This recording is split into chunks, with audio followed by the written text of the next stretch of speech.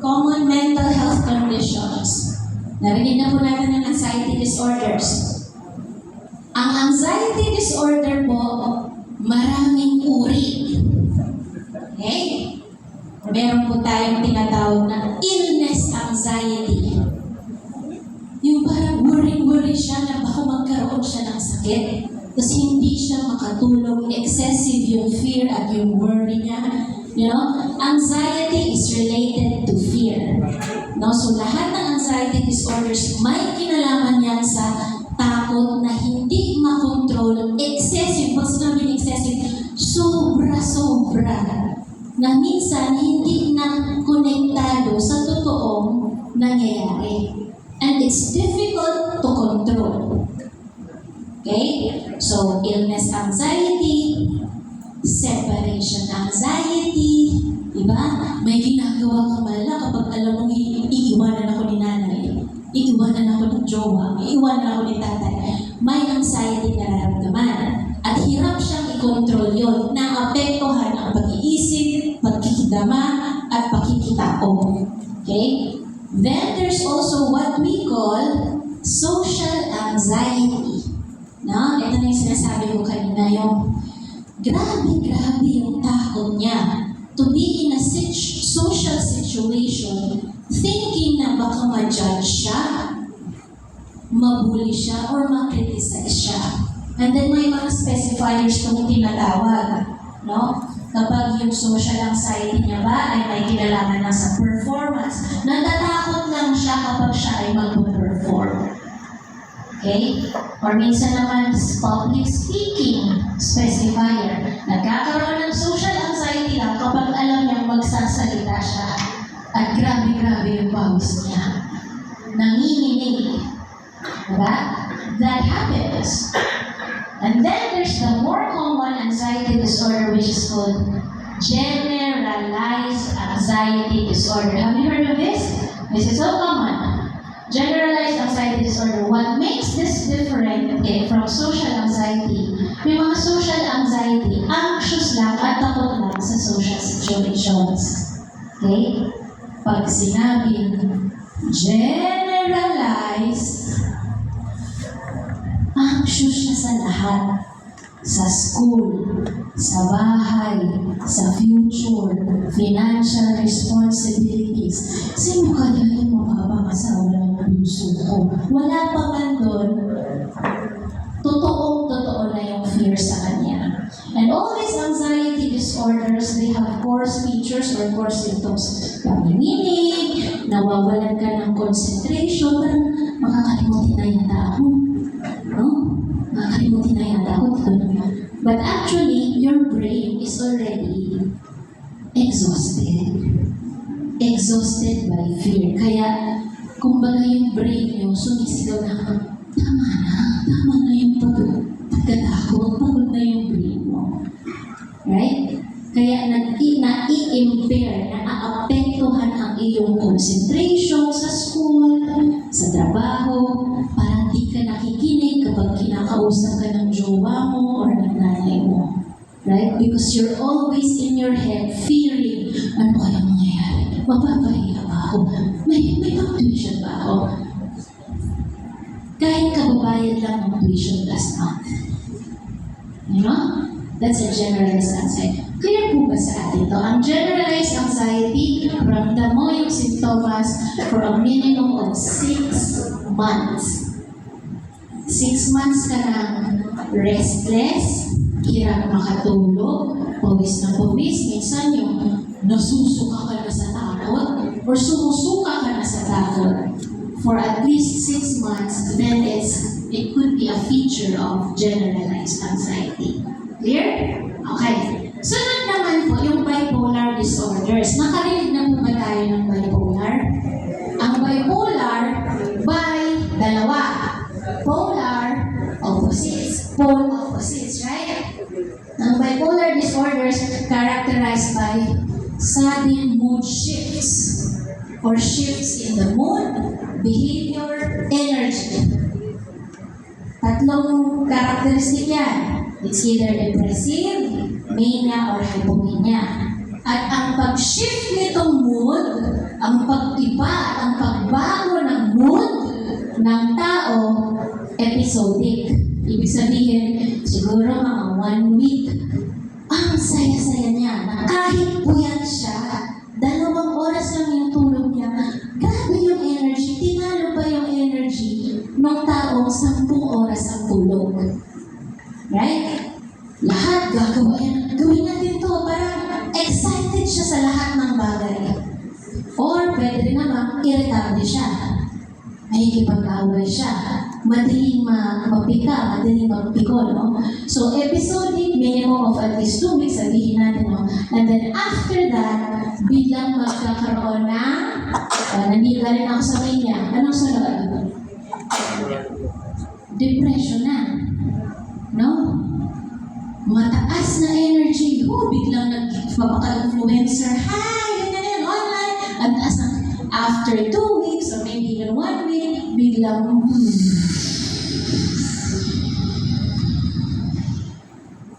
nag-shutdown na siya sa buong mundo. Ayaw ko kayong makita. Wala akong gana. Wala na akong plano. Hopeless ang buhay.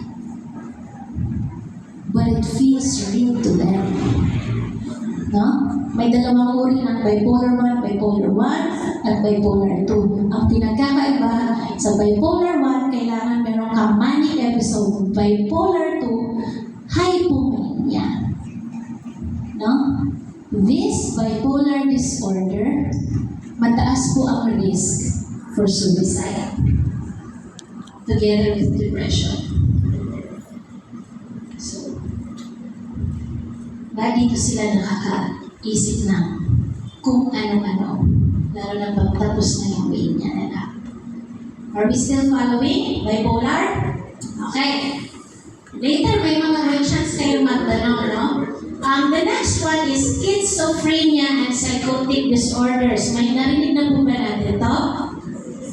In other words, ang realidad nila iba sa realidad ng tao. Or features of psychosis and schizophrenia spectrums, may naririnig na hindi naririnig ng iba. Anong tawag natin doon? Hallucination, visual hallucination. Pangalawa, may fixed belief sila. Delusion. Psych student ka ba? Psych major. Boyfriend mo silent. Okay, joke lang. Yung iba naman, no? Fixed belief talaga na etong leader ko daw, may crush ka sa akin eh. Exactly. Sino nagsabi ng delulu? It's not the word delusion. It's a fixed belief for them na kahit pakitaan mo sila ng contrasting evidence doon sa pinaniniwalaan nila, hindi pa rin magbabago yung paniniwala yan. For example, that happened to me and Pastor when he had a client who had psychosis. At ang paniniwala ng psychosis, asawa niya si Pastor Ken. No? At siya ang nanay ng anak namin. So, you remember that? And Ken, at that time, of course, his training is pastoral counseling. Ken, at that time, was like, worried siya ba na, pinakausap niya sa akin. And then when I heard her speak over the phone, darling love, yung na terms of endearment, pauwi na kasi yung love ko, si Pastor Ken. Okay, so this person has a different reality na. And then I had to introduce myself. Familiar ba kayo sa It's Okay Not to Be Okay na series? You've watched that? You've finished that? Ano, Pinoy or Korean version? Love local tayo. Doon ako sa local. Doon lang ako sa local.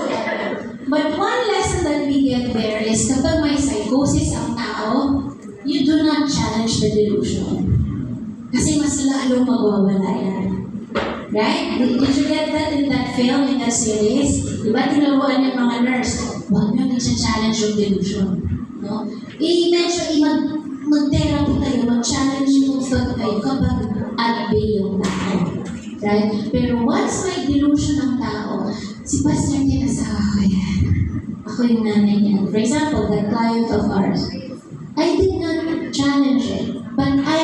already, okay, nagkakaroon ng psychotic break. Okay, so hallucination, delusion, minsan naman disorganized yung speech, yung wala kang masundang storya. Halimbawa, actually pumunta nga ako na sa Robinson's Magnolia, tapos nag-read kami doon sa... Pero minsan talaga, yung taong yun, yung walang sense, incoherent yung thought. Mag-jump from one topic to another, tapos iba na naman, hirap kang masundan. That's a manifestation of disorganized speech. Minsan naman, merong katatonia or disorganized behavior na ba't bigla na lang ganyan? Diba? Or any weird childlike behavior na hindi naman normal na ginagawa. No? So, these are examples or core features ng isang tao. Do we judge them or no? Do we judge them or no? Pag ganito yung tao, ano gagawin natin? Do we challenge them or no?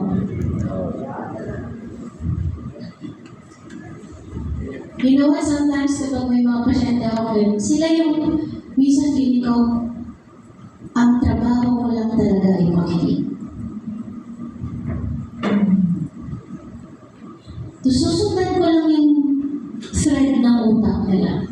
Minsan pumupunta na kami sa kung saan eh.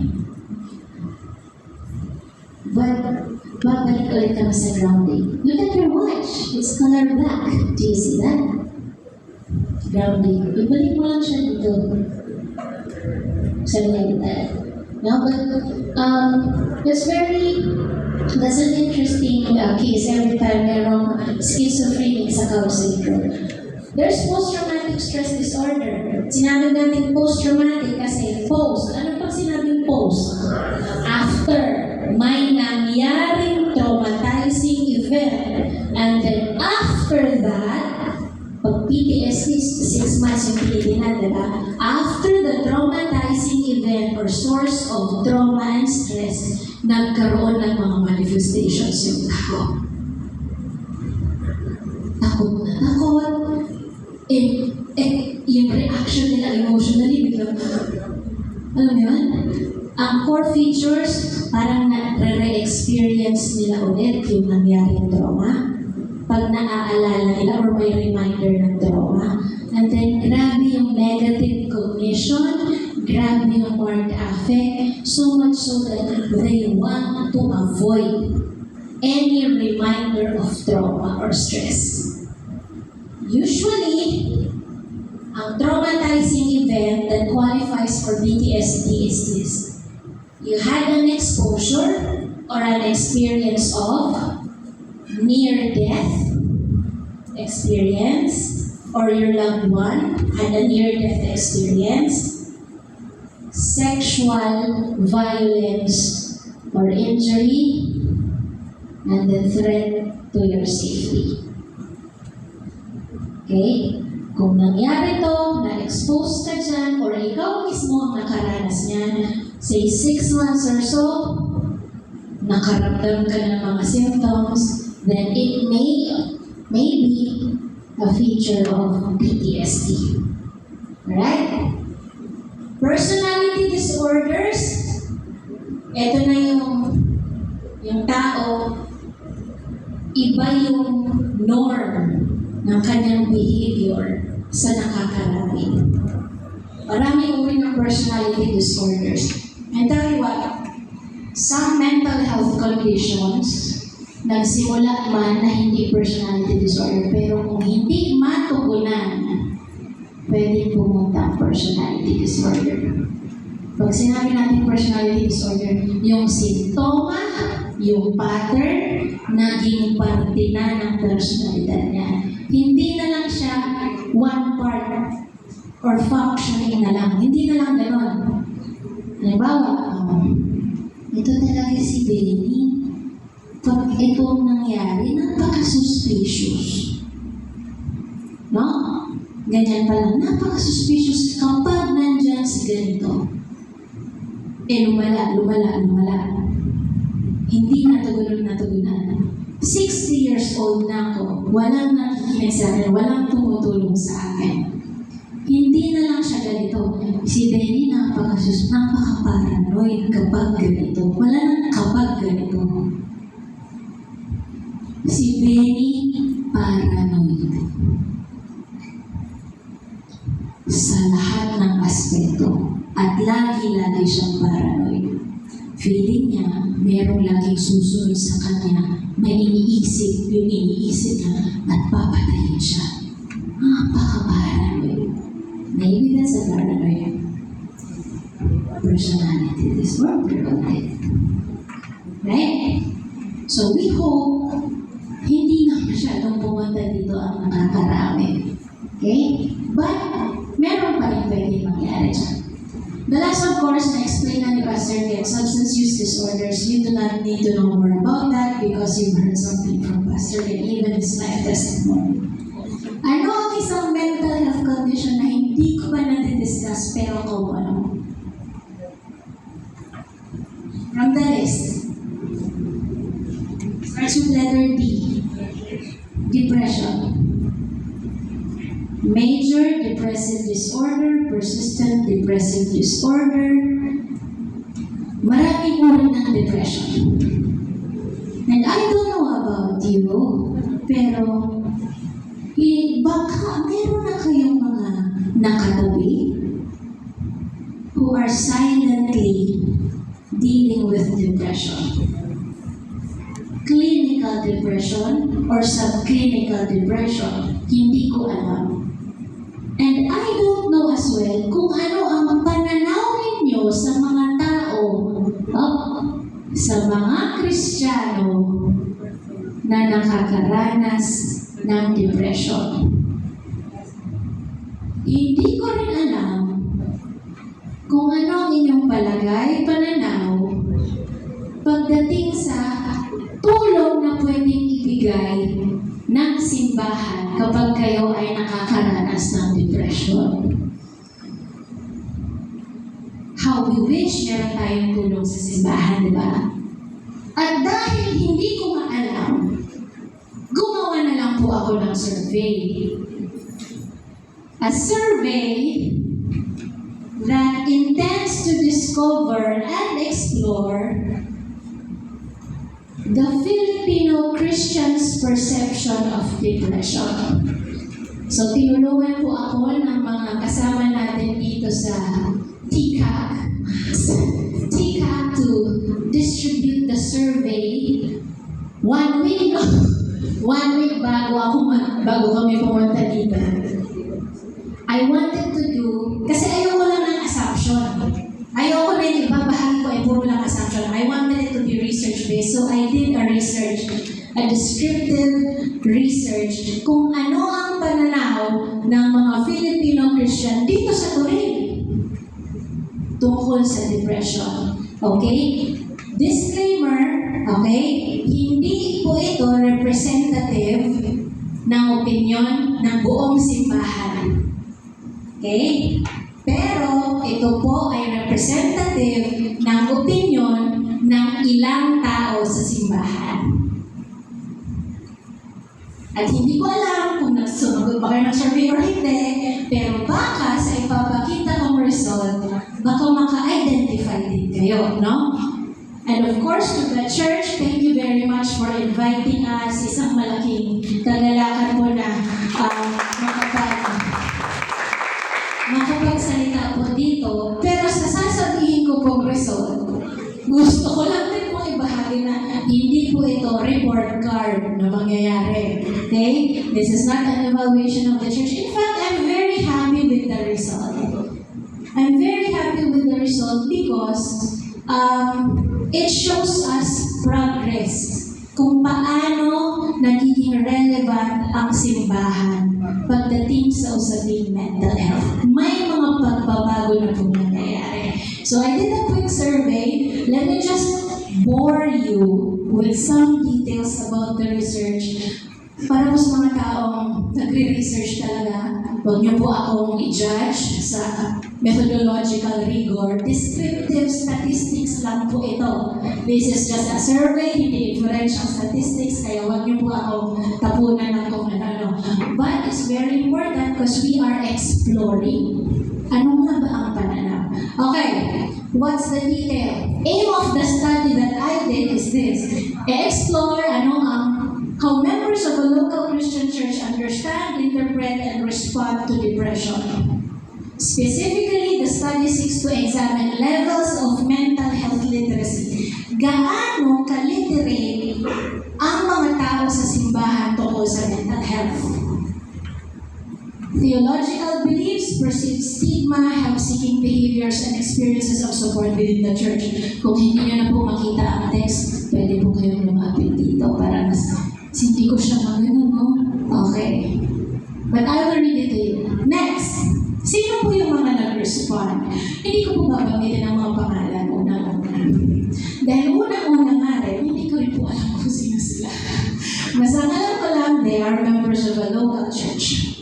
Ang age range po, 20% ay 18 to 25 years old, 20% 26 to 35, 40% 36 to 50 years old, and then 51 and above 20%.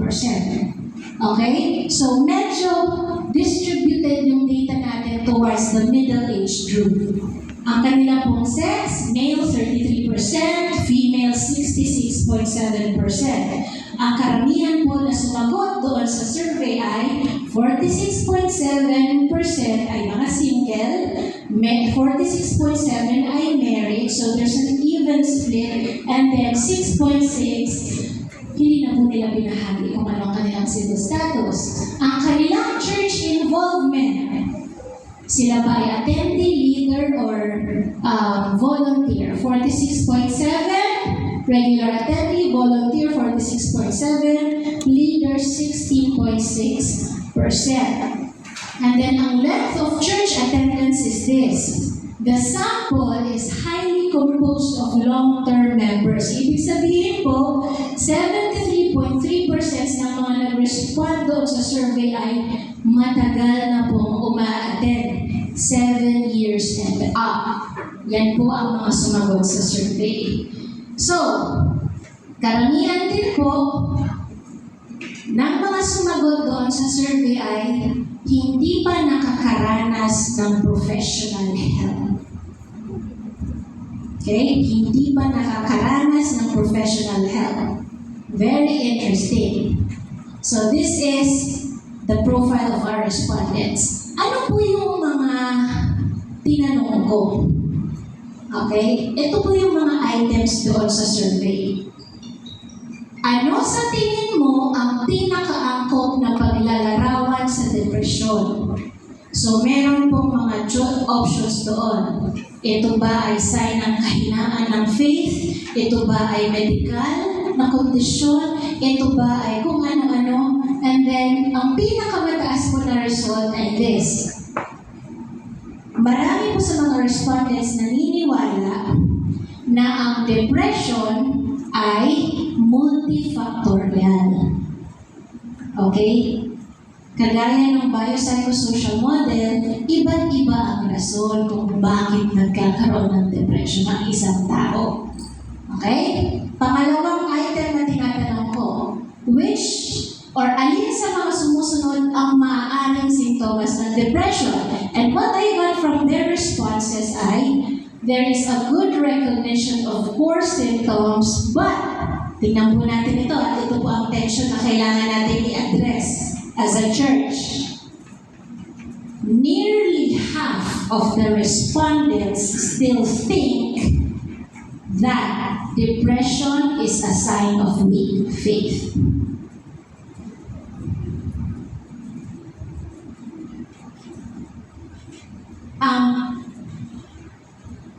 Hindi ko alam paano sabihin yung Bisaya. Nearly half of the respondents, ang pananaw sa depression ay mahina kasi yung pananampalataya niya. And that's sad. Because, gaya nga sa narinig natin kay Pastor Ken, At sa mga natututunan natin, ang depression is not actually just explainable by lagi ka bang nag-pray, lagi ka bang nag-church, or other things. It can have a lot of causes. Next, isa pang item. Ito na, related sa number 2. Ang responses ba ay strongly agree, neutral, disagree, strongly disagree. A strong Christian can experience depression. Ang isang matibay na Kristiyano ay maaaring makaranas ng depression. Karamihan naman po sa kanila, merong strong agreement na, oo, kahit Kristiyano ka, pwede ka pa rin maging depressed. Pero, hindi sila unanimous. Most of them believe it's possible, pero most of them or some of them still struggle. Okay, ang isang Kristiyano ay pwede maging depressed. Pero bakit? Bakit? No? May ganun pa rin yung perception. Gusto pa rin po ba natin malaman ng research? Okay pa, no? Very insightful. Next. Ano sa tingin mo ang sanhi ng depression? So, kagaya ng nakuha natin, there is very strong openness to multi-causal. Iba't-iba ang posibleng panggalingan ng depression. Pwedeng genes, pwedeng life events, pwedeng nag-break kami, pwedeng talagang in general, malungkutin lang talaga ako. No? So, open naman sila sa ganon. Next item na tinanong natin doon sa survey. Sapat na ang panalangin lamang upang malampasan ang depression. Okay? Ang mean po, it's leaning toward the answer na hindi. Diba? May disagreement na prayer alone pwede nang mahil ang depression. So, in a way, this is a good response. Kasi nga, gusto natin na integrative. Hindi natin papalitan ang prayer as a coping skill, pero dadagdagan at papanalimin ng prayer or spirituality. Okay? High SB means divided yung group. Hindi tayo pare-pareho. May ilan na naniniwala, pero ilan hindi. 6. People in my church openly talk about mental health. Strongly disagree, neutral, agree, strongly disagree. Ang maganda naman po sa God is this. Yung church po nila, yung mga respondents, they perceive the church as moderately open. Open sila, no? Sa usaping mental health. Pero, hindi lang nila alam kung safe ba magsalita sa church. Okay? Yung mga respondents doon sa survey, tingin nila, I know my church is open to mental health talks. Pero there's a part in their mind that says, pero safe nga ba ako magkwento? 7. Kung ako ay dumaranas ng depresyon, pakiramdam ko ako ay ligtas na magbabahagi sa simbahan. Strongly disagree, strongly agree, neutral, agree, or strongly agree. Tama ba yan? May iba na safe, may iba na hindi. Next. In my church, depression is sometimes seen as weakness. Sa aming simbahan, ang depression ay minsan na pagkakamalang kahinaan. Neutral. Neutral lang ang pananaw.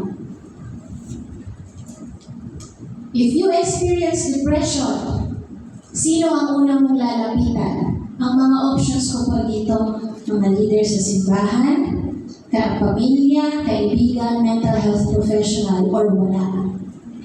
Ito po yung mga responses nila. They would have strong relational reliance. Aasa po sila, pupunta po sila sa kamag-anak, kapamilya, sa kaibigan, 20% sa mental health professional. Pero nakakalungkot na meron pa rin po, wala pong pupuntahan para humingi ng tulong.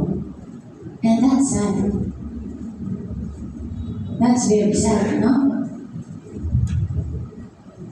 What kind of support or anong uri ng tulong ang pinaka-epektibo? Majority are open to integrated care. Gusto nila ng combination ng counseling, support group, mga partnership with mental health professionals. Second to the last, have you experienced symptoms of depression? 2 out of 3 sa mga nag-respond sa survey nakaranas ng sintomas ng depression. 2 out of 3 ng mga Filipino Christian dito sa Turin nakaranas ng sintomas ng depression. Kung oo, nakatulong ba ang iyong faith community o simbahan? Yes! The church is generally helpful. Paminsan-minsan. That's the answer. But not consistently kasi meron tayong mataas na standard deviation. Ano ang insights ang makukuha natin mula doon sa mga sagot? Depression is present and common sa mga miyembro ng simbahan. Pangalawa, people are open pero confused pa. Pangatlo, hindi nila alam kung safe ba talaga sila. Open ang church to talk about mental health pero hindi ko alam kung safe ba talaga.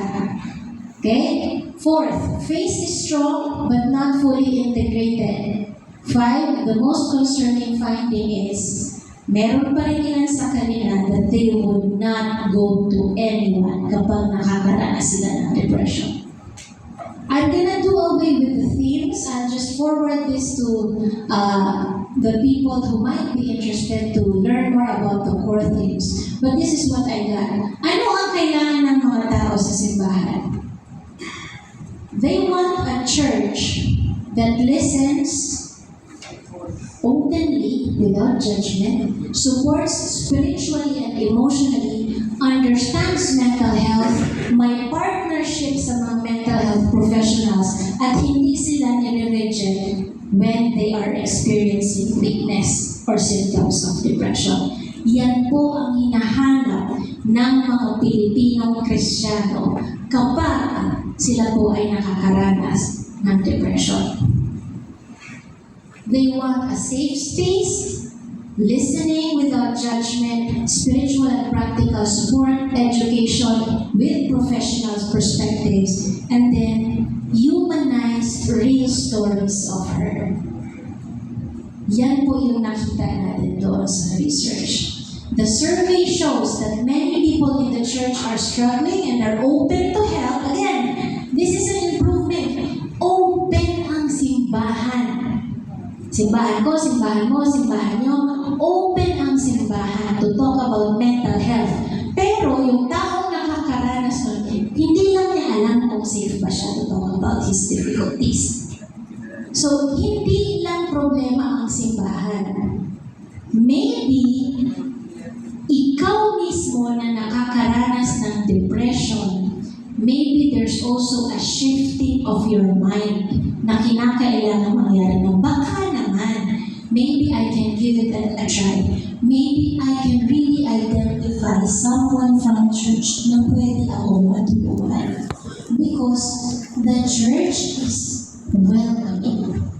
The church is open to talk about your mental health difficulties. The church wants to listen to your stories. Pero baka sa iyong sariling perception, pinipigilan mo na ang sarili mo kasi nga, hindi ko alam kung sino, kung paano, kung bakit. Maybe, ang invitation ko sa iyo is, just give it a try. Subukan mo lang, lumapit ka lang. Lumapit ka sa discipleship group leader mo. Lumapit ka sa kuya mo. Lumapit ka sa ate mo. Just don't go through it alone. With all these things, ano ang pwede natin maging coping tools? At ano ang maituturing effective at ineffective coping tools? Definitely, an effective coping tools those include paggamit ng mga nakaka-addict na mga agents. Okay, some people, they want to go to drugs, some people, they want to go to alcohol. Paano kung mas lalong lumala?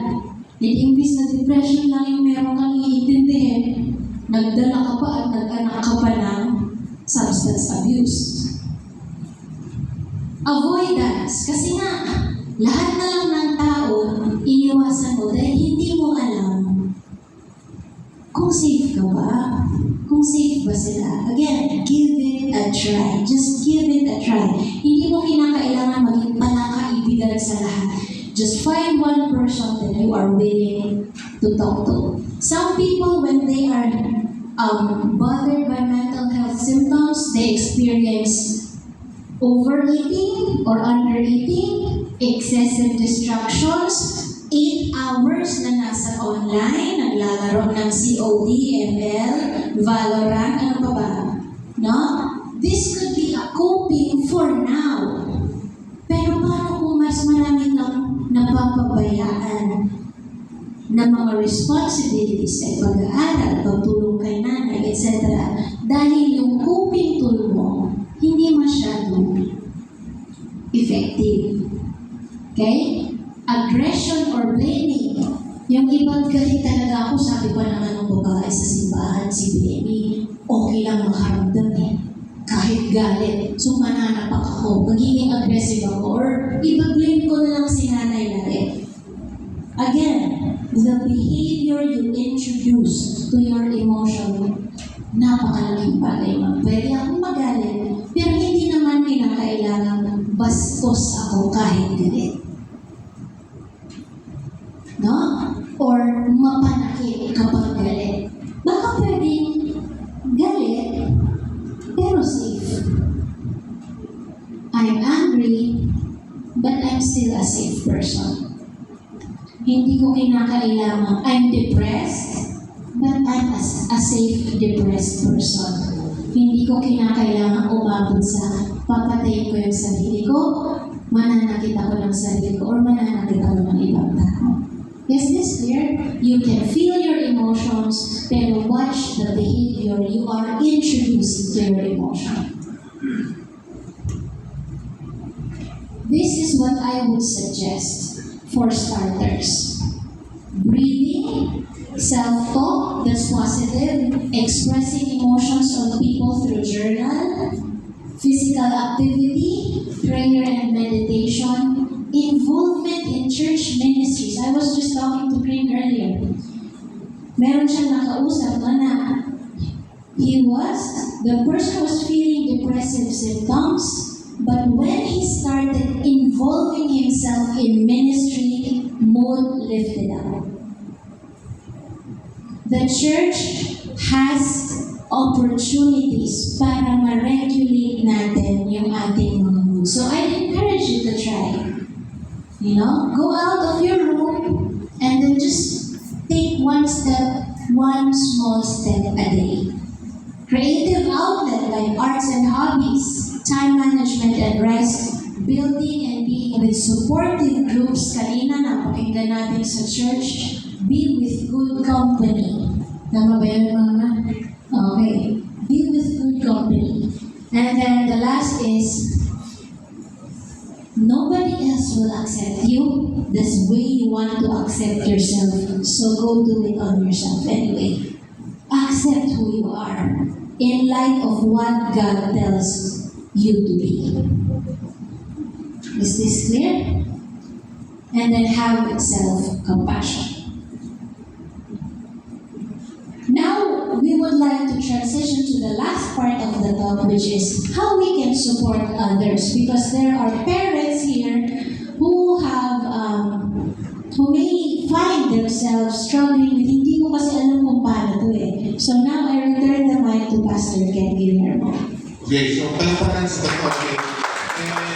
As we malapit na po tayo magtapos, I'm hoping that you have your questions with you. Pwede po natin pag-usapan when we talk about mental health. So this will be our last topic. I hope that it's okay with the church. But this is the most important actually. We have to start first with awareness binanggan natin kung ano nga ba ang mental health at ano ang maling pananaw dito upang matugunan natin ang maayos. So today, pag-usapan natin how to support others, especially as a church. Meron din tayong roles to play in the community, correct? So unang-una, very basic lang po ito, but I hope that we can be mindful of not over-spiritualizing things when it comes to dealing with people. Ang nakakalungkot sa maraming pagkakataon,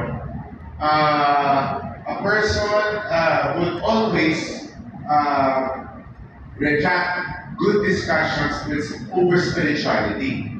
Di ba? Minsan pa nga, humusgahan pa natin yung ating mga kausap sa kanilang level of pananampalataya, which they would feel not good about it. Una-una, be present and listen without judgment. There are moments in counseling life that I don't need to speak, but I need to be there. Diba? May mga pagkakataon, being a friend, you just have to be there. You don't have to say anything, you don't have to talk. Kailangan ng malaman ng tropa na nandyan ka pag kailangan kanila. Pangalawa, encourage open conversation. Ano yung ibig ito? When a person comes to you bringing home a problem, believe me, they know, most of the time, they know the solution. Okay? They just need to be heard. Di ba ba? Ang problema ng maraming cases natin, especially with Filipinos, kapag may depressive person who comes to us with a problem, we bring all these solutions para tapos na kagad ang usapan. Di ba? But the person does not want a problem solved. A person wants to be heard. So encourage open conversation. Ano ba yung open conversation? Ask open-ended questions. Di ba? O kamusta? Ano ang naramdaman mo? Ano kaya ang pwede mong gawin sa sitwasyon na kinabibilangan mo? Sumunod, do not problem solve without being asked. May mga pagkakataon na hindi naman talaga kailangan ng solution. Kailangan lang talaga ng sounding board. Kailangan lang talaga maka-exhaust ng tao and the feelings, and the person just want to be heard. Sumunod, offer spiritual support respectfully. Okay? May mga pagkakataon, I have been a pastor for a long time now. May mga pagkakataon na na-notice ko yung mga pastors, if they do not know what to say, kapatid, pag-pray natin yan. Diba? It's a subtle way of saying, I don't know what to do. No? That can be okay, but we have to be respectful. There are moments in time that the person is not yet ready to pray for things. Diba? So let's ask, kapatid, it's okay if I pray for you. I have an uncle, it's an uncle word, an uncle from Manila. May uncle ako na meron siyang isang kasama sa networking company, na namatay yung anak niya. And then, pumunta siya sa networking office where I was during that time. And then this uncle, being a pastor, sabi niya, bago mo makuha yung compensation mo for this month, pag-pray mo na kita. Nag-pray mo yung tito ko for more than 20 minutes. Pagkatapos ng mag-amen, galit po yung babae. Sabi niya, magbihira naman kayo. Kailangan mo na yung pera para malabas ko yung anak ko sa mortgage. Pinag-pray pa ng 20 minutes. Now, this can be categorized as insensitive spirituality. Diba? So, ibig sabihin ito, pwede mo pwede mag-pray eh. But you have to be respectful. Baka mamaya, nakasabi sa jeep. Diba? Pag-pray kita, pakitaas mo yung kamay mo. Diba? Napaka-insensitive naman natin. Let's all raise our hands sa video call, no? So, let's offer spirituality, but let's be respectful. So, we're not encourage professional help. Ipa-appreciate natin sa mga members natin or sa mga taong nahihirapan tayong tutunan, ipa-appreciate natin sa kanila ang healing that is a result of a therapist or a psychological help. No? Ipa-appreciate natin. May mga pagkakataon, to be honest with all of you, di ba? I have been in the position where hindi ko na talaga alam kung paano makakatulong. So there must be a professional to that. So be patient and be consistent. Don't promise head over heels promises to a person who's depressed. Diba? Ano yung mga wrong promises natin? Alam mo, I'm sure, pag nag-inom ka ngayon, next week, wala ka ng problema. Diba? Unrealistic spiritual promises. Diba? So maging realistic tayo. Ako, I always pray. I hope that God will give you the desires of feeling, but even if God does not, God is still good. Maging realistic tayo. Kung dati di mga kapatid, kapag nanampalataya ka, wala yung utang mo sa Lazada. Diba? Realistic ba yun? Diba? We can be patient and consistent. Ano yung sabihin nito? If you need me, I am there. And be consistent, meaning to say, whatever you say, simplify things with depressed people. Simplihan lang natin. Huwag tayo mag-overpromise na hindi tayo magiging consistent sa pag-fulfill. Sumunod, provide practical help. Ano po yung mga practical help with people who are undergoing depression? O baka gusto mong mag-mall tayo, lakad lang tayo. Practical, may problema ka, hindi ka makalabas ng bahay dahil nahihiya ka. What do you need at home? Diba? Kung kaya naman natin tumulong sa mga people who are suspected depressed, tulungan natin yung mga practical ways na kaya natin. Diba? Lunan kita, bayaran na lang ako. Yung mga simpleng bagay, papadalan kita ng pagkain, pwede ba yun? So, sumunod, avoid charging from your health. Ano ibig sabihin nito?